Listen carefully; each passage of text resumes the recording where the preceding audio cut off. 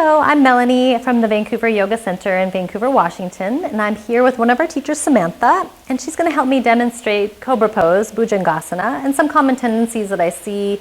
We're going to work some alignment bits in the poses, some little tricks that I have to open up places in the body that seem to get compressed in this pose.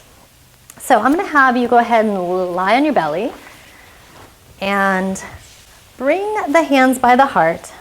And the first one, we'll just line up tips of the fingers with the shoulders, and we're going to pretend that we are a pure raw beginner. And the most common tendency that I see of them overusing their arms to get up, it becomes an arm strength pose rather than a spinal strength pose. This is a pose that is a back bend. It's supposed to curve the back, and hopefully not just curve one part of the back. So we want to curve all the parts as evenly as we can. So first tendency we see is pushing with the arms to lift up. Now as we push with the arms to lift up, you can watch how her shoulders go forward of her body. This actually gets more rounded. She gets the dip in her lower back, but she's not getting this even curvature back bend throughout. So come back down. I want to talk about where the shoulders we want to have placed. Like when we've done tutorials about the hips, it was often a big realization for people that your pelvis, your hips, are actually more in the front. And when we think of hips, we think of them on the sides. Well, when we think of shoulders, we often think of our shoulders being right here, in front of our body. But our shoulders are really housed on the sides of our body. So think of a scarf versus a coat. A scarf you'd put around your neck and you'd wear it, and here's the front, right? The scarf's in the front of you. It's our way we often visualize our shoulders being in the front of us. But if we had a coat or a shirt, the arms hang off to the sides of it. So the arms are on the sides of our torso rather than the front of our body. So as she pushes, the head of the arm bones go forward out of their socket of stability. And it looks grand coming up, but it's not really creating a back bend. We're actually strengthening parts that are already pretty strong for most people, their biceps and their pec muscles, and we're weakening the rotator cuff in the back, the things that stabilize and strengthen your shoulder girdle. So that's one tendency that we see. So let's show them what it'd be like with your shoulders more like a coat on the side of the body. So as she comes up, the more back her shoulders are, which is really, we're just wanting them to be back on the sides of our body. She gets more of a curvature throughout. We're starting to get more of a curvature in the upper back. We're reversing that roundedness. We're not in forward bend in this pose. We're in a back bend in this pose. Come back down. So another hand position that we'll see is they'll start way forward and then they'll lift up. And again, the head of the arm bones are in the front plane rather than the side plane of the body. And we're not really doing justice to any evenness of curvature of the spine. So we'll come back down. Bringing the hands by the heart still. And now another thing, as we come up, if we're not thrusting with our arms to come up, we often throw the head back. And the moment we start our curve here, we've blocked other curvatures of the spine. So come up with a little bit more of your head back. So we get super dip in here, but we get stuck in here. And actually, if she takes her head a little out of the pose more, shoulders back more, she's going to be able to get this part of the curve of her heart going a bit more. But the moment she takes her head back, it stops everything here. And ideally, we're wanting to take the curves all the way up, and rather than here and block everything all the way down. Come back down.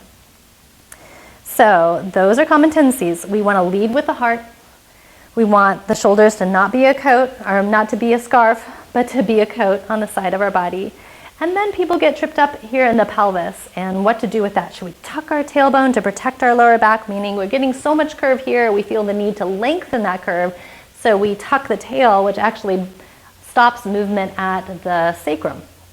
So one of the tricks I have to get some more freedom in the pelvis is to use two, what we call 4-inch squishy balls, or if you went on Amazon, it'd be what they would call Franklin balls. And we place these right at the top of the pubic bone. So this is touching the pelvis, right? So our brain gets a lot of awareness now of what's happening with the pelvis. And we're not going to allow our pelvis to go in a super pelvic tuck, essentially. There might be a little rocking of it, but we're not going to jam it. right? So we're going to keep our vision of our pelvis to where like our tail was being pulled straight back, that we're going to get the length by pulling back and the spine by going forward and upwards, rather than just clunking the pelvis and then trying to thrust the rest of the body up. So the balls, you can kind of feel that motion, but you can also visualize one, because they slide, one part's going back, our tail, the other part's going forward to create our curvature, right? So let's place these on the top rim of your pubic bone. It also, if we go back to our thighs back principle, it keeps the thighs a little bit more up. This is complex to understand in a back bend. We're not going to go into it too much here, but essentially there is a little bit of hovering the thighs off the floor with these balls, which is making it so that we're also not able to super thrust forward. So she's placing her hands by the heart. We're not going to emphasize on super tucking, but there may be a very soft little tip of the pelvis. She's going to more in her mind think that her tail is being drawn back rather than down to the floor. She's going to pull back, and then as she goes forward, she's going to pull forward, get curved, pull forward. Remember, we're doing less from the head. Pull forward. There's a sticky spot in her heart. This upper back rib cage area is going to be stiffer most because our rib cage is there. And then the next part. Remember, we're always wearing our shoulders like a coat. And then the next, and then the next. And remember, the head is the very last to go. And we can, as we're being pulled the rest of the way through into the arc, we should be taking some of that compressive forces off. And the balls are just really nice because it allows you to rock into that a little back, a little forward into the curve of that, and then come back down.